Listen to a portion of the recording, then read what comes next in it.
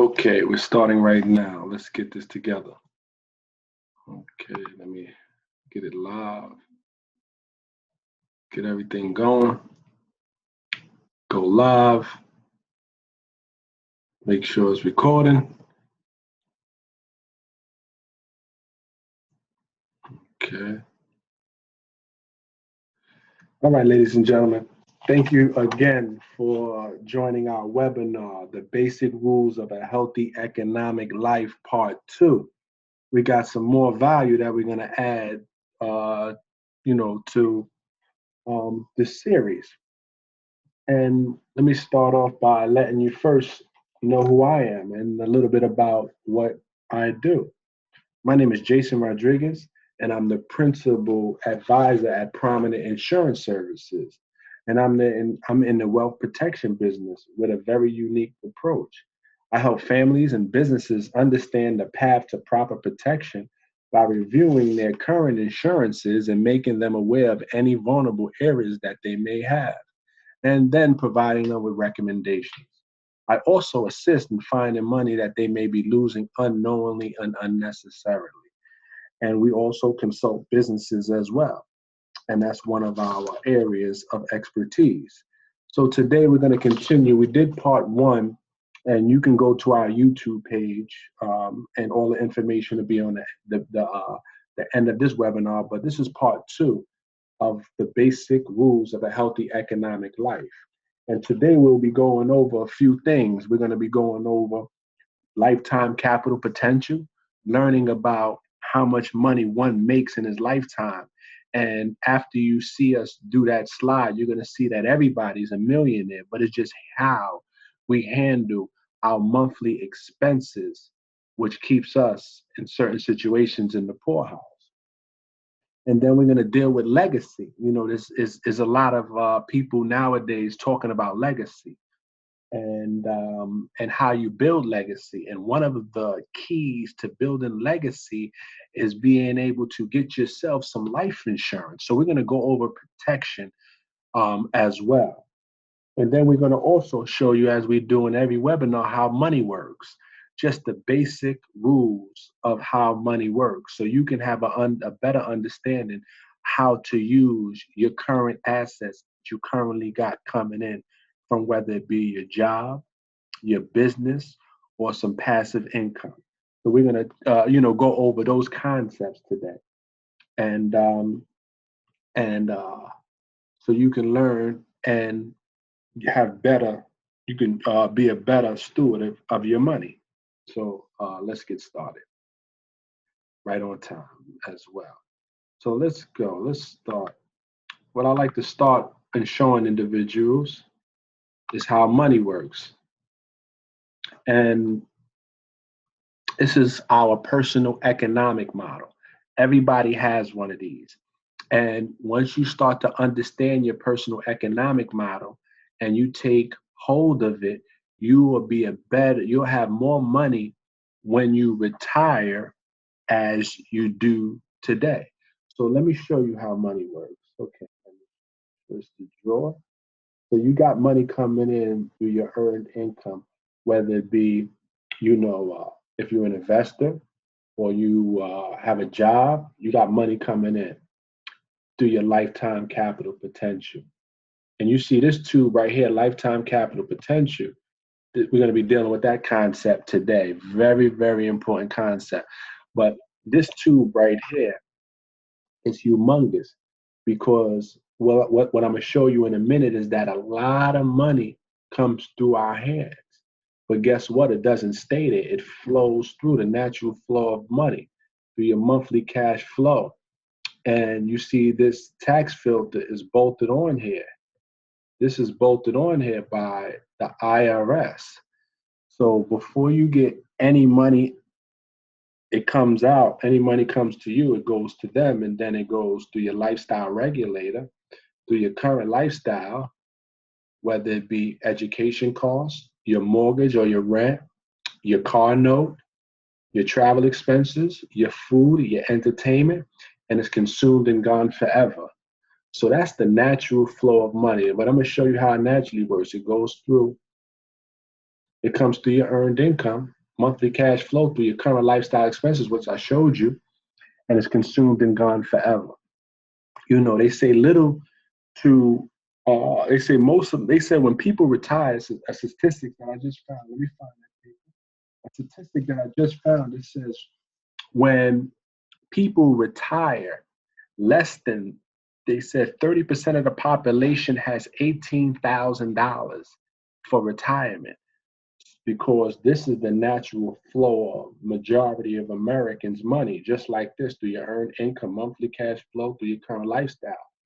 Little of us, the other percentage of us, does this. It flows through their earned income and they put it in their investments and savings. And over time, these grow, and over time, this grows. And so what happens then? When it's time to retire, they drain the tanks. They open these two valves after the money stops coming from their earned income, after there's no more money coming from there.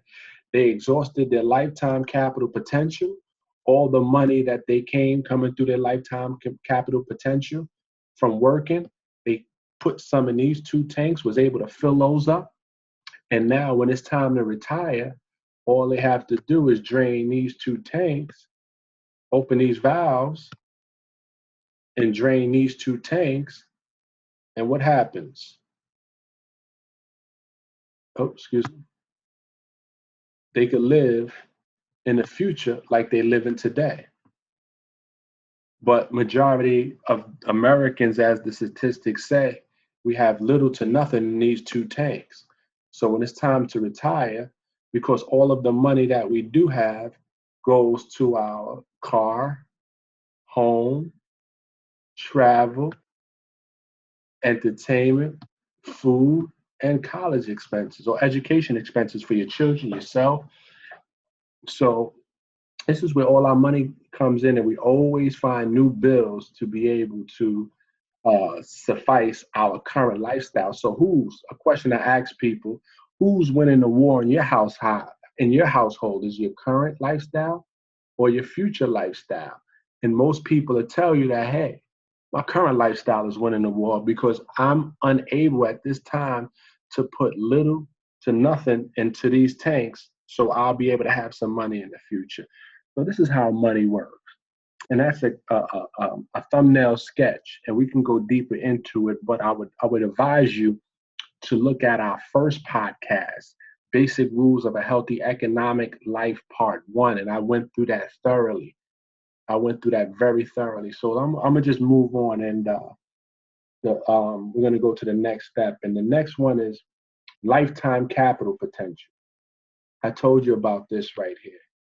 This this right here, lifetime capital potential. I'm going to click on this in the next slide.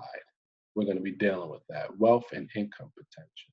So let me close that down. So this is wealth and income potential. So let's take an individual 30 years old, and the retirement age in America now 65. The way that when people is not saving, they may have to extend it out, but I'm gonna keep it at 65. And let's just say that the person's income, let's just keep it just for practical purposes to show that everybody can be a millionaire. Let's just say he's making 30,000 a year, and the income growth is 3% a year.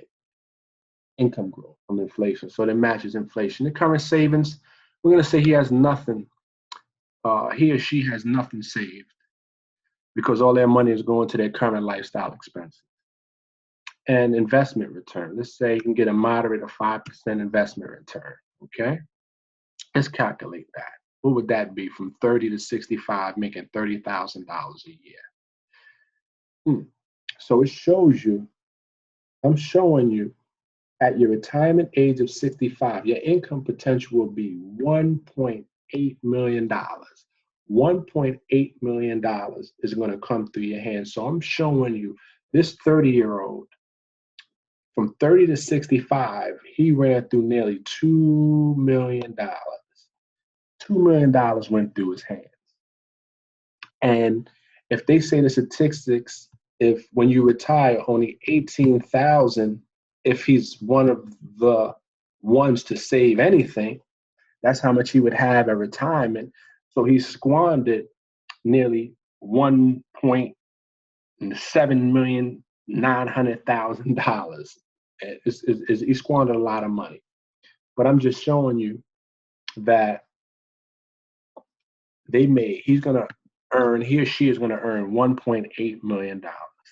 And your wealth potential, if you was able to invest all of that 1.8 at 5%, your income potential would be $4.2 million. But unfortunately, we can't. We have them current lifestyle expenses. But it just gives you an idea of everybody's wealth and income potential. So it's not about, okay, hey, I need another job. It's about being efficient with your current resource. So if this 30-year-old was efficient with this $1.8 million right here, instead of squandering it, he can be able to have enough money into those two tanks that I showed you, that saving and investment tanks, to be able to live better or how he's living today in the future. So this is very important. And this screen just illustrates that if you are more efficient, because there's only two ways to help people financially. And one is to find better products that potentially pay higher returns, offering requiring more risk, or be more efficient by avoiding unnecessary losses. So this is what we're alluding to today.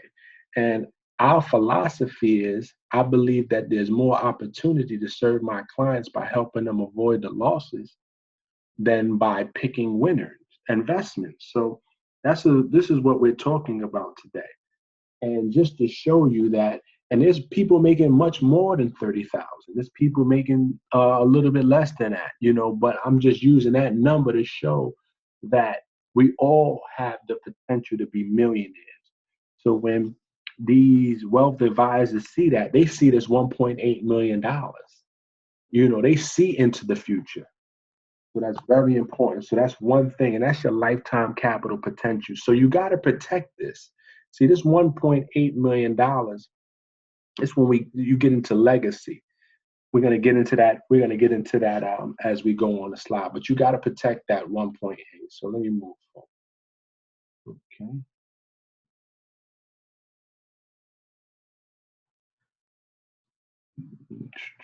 And what happens? What do we say? Let me pull this up.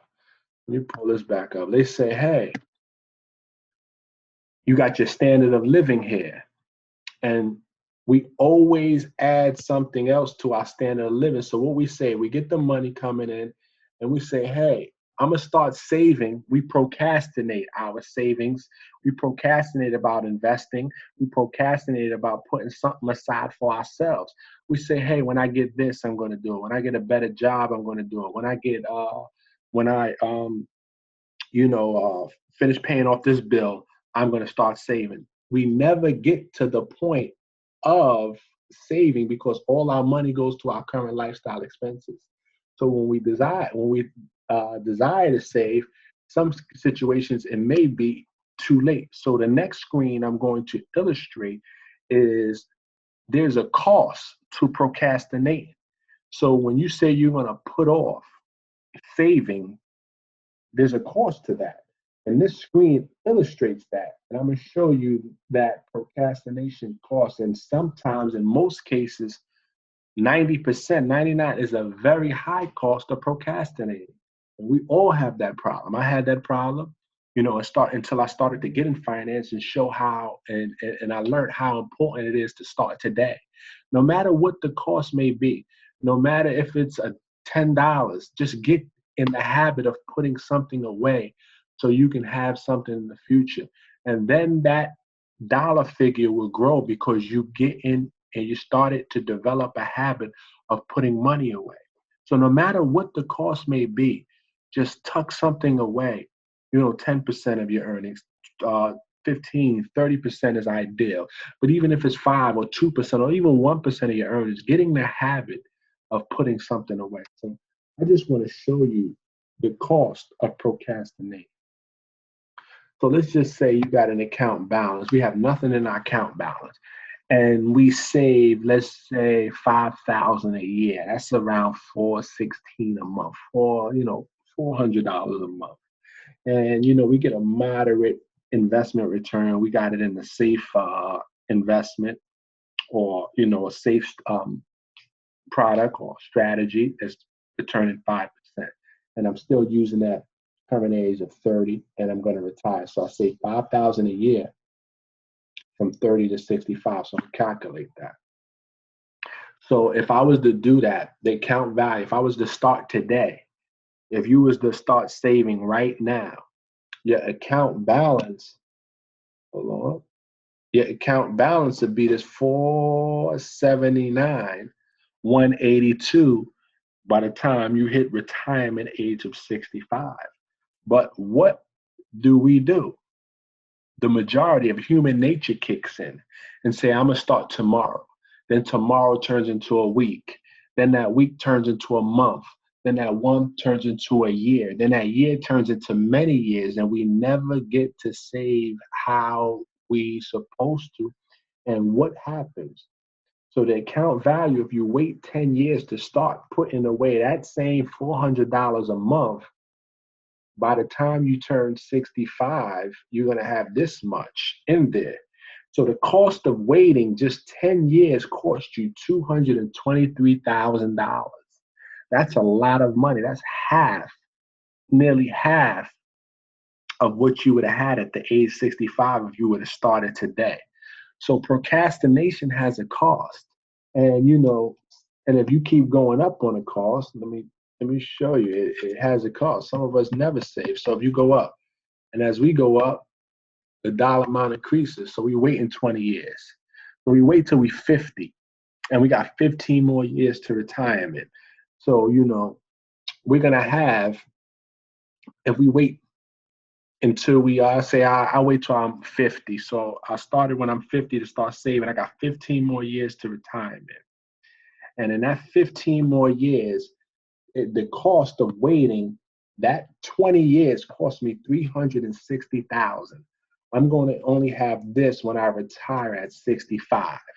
So that's the cost of waiting. So procrastination has a cost.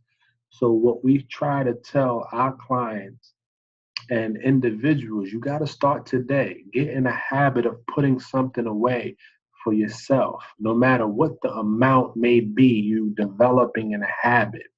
And as your income grows, you can put more away. But this is very, very important. So I just wanted to go through that. Okay. And let me go to the next page. Okay. So I hope we got that concept down. And this shows you, as you developing and as you generating, there's only three types of money. There's accumulated money. That's the money that we're currently earning and we're saving. And then there's lifestyle money. As we're earning and saving, we want to have the best lifestyle possible without compromising on our future lifestyle as well. So we got to have a balance of our lifestyle. Many of us fall victim of how we handle our lifestyle money. And we need to have a balance on that part of the money. Then there's transfer money. Most individuals, they concentrate on these two. They ask you, how much money do you have?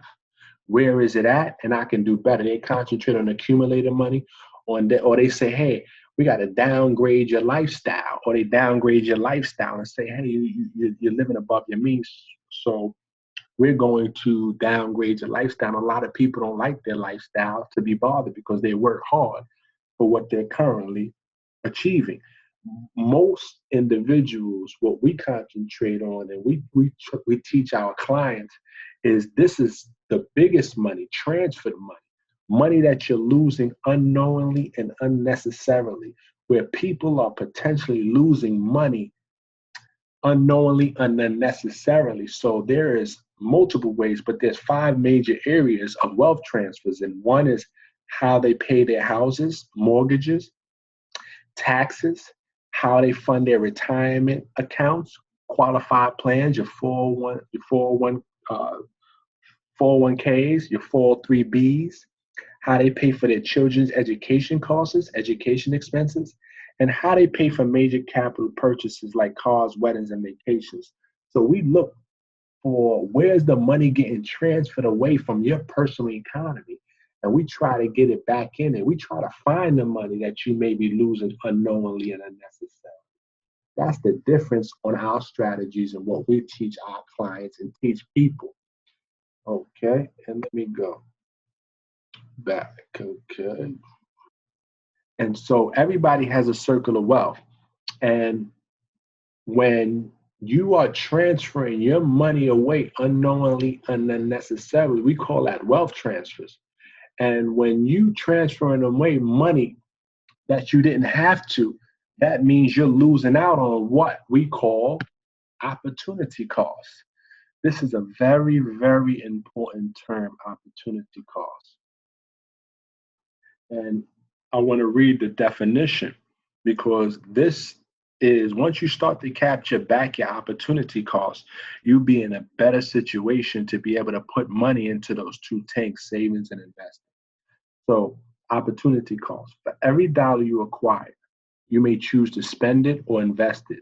Invested dollars will grow over time. Spent dollars are gone forever. The potential future value of spent dollars is called opportunity cost. What is opportunity cost? So anytime you purchase something, you got to say, what is opportunity cost? Did I earn interest on an expense? Is the expense money accessible? And what would the money spent be worth at some future date if you had been able to invest it? So this is called opportunity cost. Being able to capture money that you have lost unnecessarily and unknowingly. And we all know we spent money and we lost money on things that we didn't need or things that we wanted, which now we don't have no use for. And we say, wow, if I was able to take what I purchased for those, for that product or that shoe and put it in investment, then I'll be able to have more money today than I do because I can't use that product. So this is a very important concept, and that's opportunity cost. And what is the cost included in the opportunity? Let's just say you have an expense, $10,000. Let's just I see a lot. There's a lot of people. We have expenses. Then there's expenses. Let's say for practical purposes, we spend a lot of money, $1,500, $1,000 on shoes and things of that nature. Let's see what a 1,500 expense would do. So if your expense of 1,500 been invested at 5% compounded monthly for 30 years, you would have earned 5,200. So you would have earned 5,200 on that $1,500 expenses. I know there is many expenses that I blew a lot of, I spent a lot of money on that I wish I would have got back, but I didn't know about these concepts, opportunity costs and things of that nature. So if I was able to get, a percentage of what I spent, then I'd be in a much better situation. And we all in that because we got to understand when you're purchasing something, you say, hey, am I earning interest or am I losing interest on this purchase? So this is what opportunity cost is. If there is something that you don't need or you can do without, and it's taken away from your future lifestyle, it's taken away. Let me get back. It's taken away from your future lifestyle. A lot of times we get money in. Excuse me. Draw that.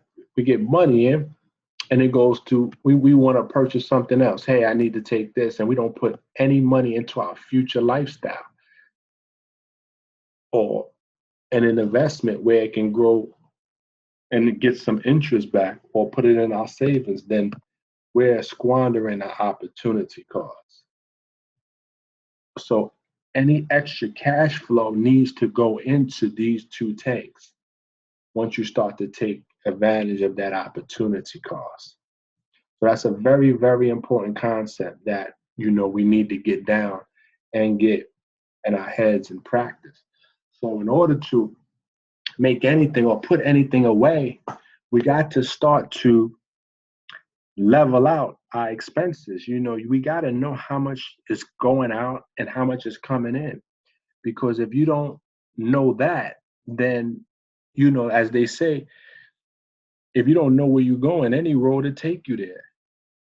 So, for example, let me draw. So if you're getting $2,500, I'm just keeping simple numbers, $2,500 a month in expenses, and your income is $2,500 a month. There is nothing you can do here. You have no money to save. So you balancing out. You back to zero. There's only two ways in a situation like this to be able to put money away for the future. So and you either have to lower your expenses or increase your income. There's two ways. So when you increase your income, just say you increase your income to $3,000. $3,000. If you increase your income to $3,000, that extra $500, instead of spending it, you can put it away. You can start to put it in your savings tank. And that's how you start to develop and grow your money by putting it away to your future lifestyle. So these are the things you got to know, but you have to first know what your expenses is. And you have to know what your income is. So these are the two things. You need to sit down like you plan a vacation, like you plan your day. You need to plan your future, your financial future the same way. And it's really not hard. You just got to sit down, and sometimes it may take you 20 minutes. Somebody say, how long does it take you? However long is necessary in order for me to get it done. So I need to know my expenses and I know my income. And we got to keep our income higher than our expenses so we can put money away or lower lower your expenses. Very important concept.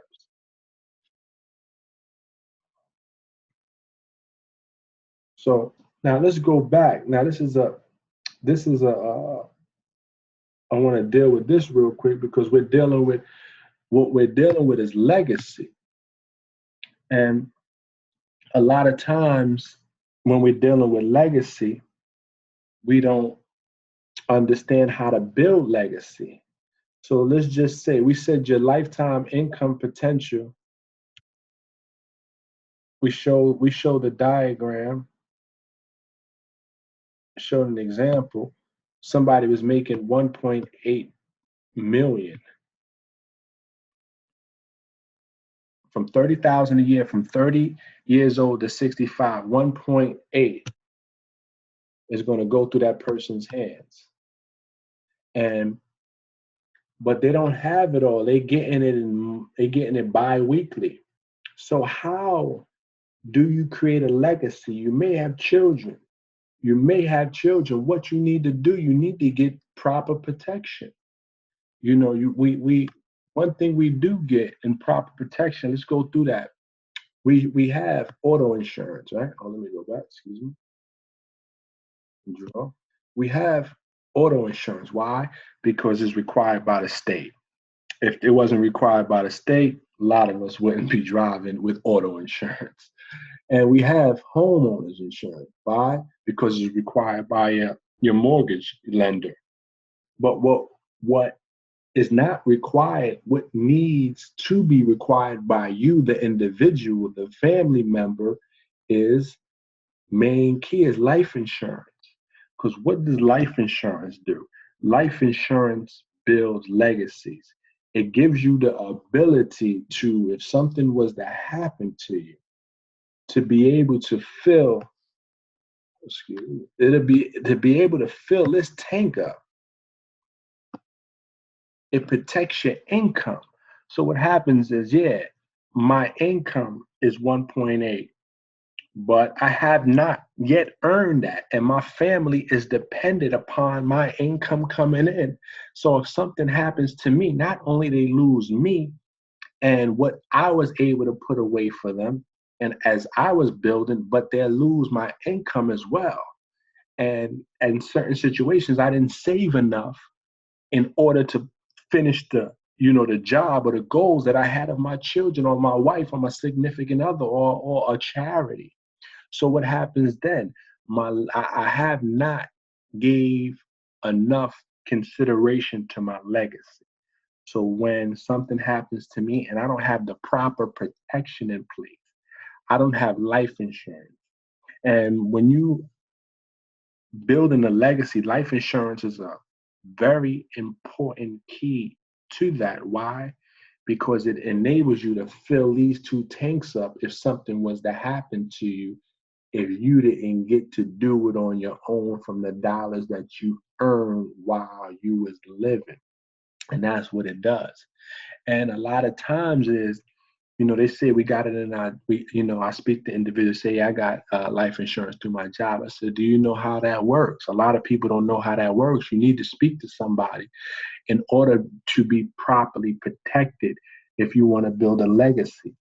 It's very, very important. And building a legacy is the key to financial freedom. And with life insurance, there's a lot of characteristics and benefits with life insurance. It's tax deferred growth, it's tax free distribution, it's competitive returns, high contributions, deductible contributions, collateral opportunities. It's safe. No one can sue you and take the money out of a life insurance contract. There's no loss provisions. You can't lose your money in a life insurance contract. There's guaranteed loan options if you have money in a cash value account.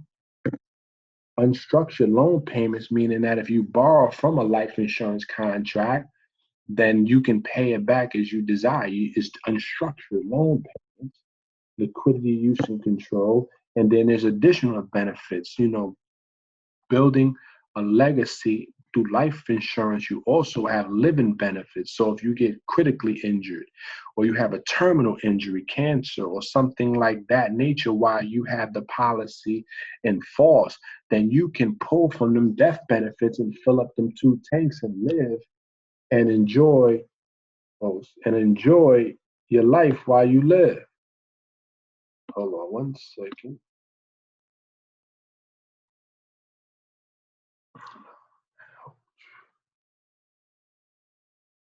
So we went through a few tools right here, and I like to keep our webinars short and sweet and add a lot of value, and so you can understand that the choice is on you and me. We have to do something to build this legacy that we desire. So here's my information. If you want to learn more about some of the strategies that we can teach on private reserve and how to build a legacy properly, you can give me a call. My number's below 302-351-3368. Or you can email me at jason@prominentagency.com, or you can visit our website. And if you email me, I will give you a spending worksheet so you can figure out how much money is coming in and how much money is going out and what your income is like, so you'll be able to save something so you have something in the future when you desire to retire. So with that being said, thank you for being a part of this Basic Rules of a Healthy Economic Life Part 2.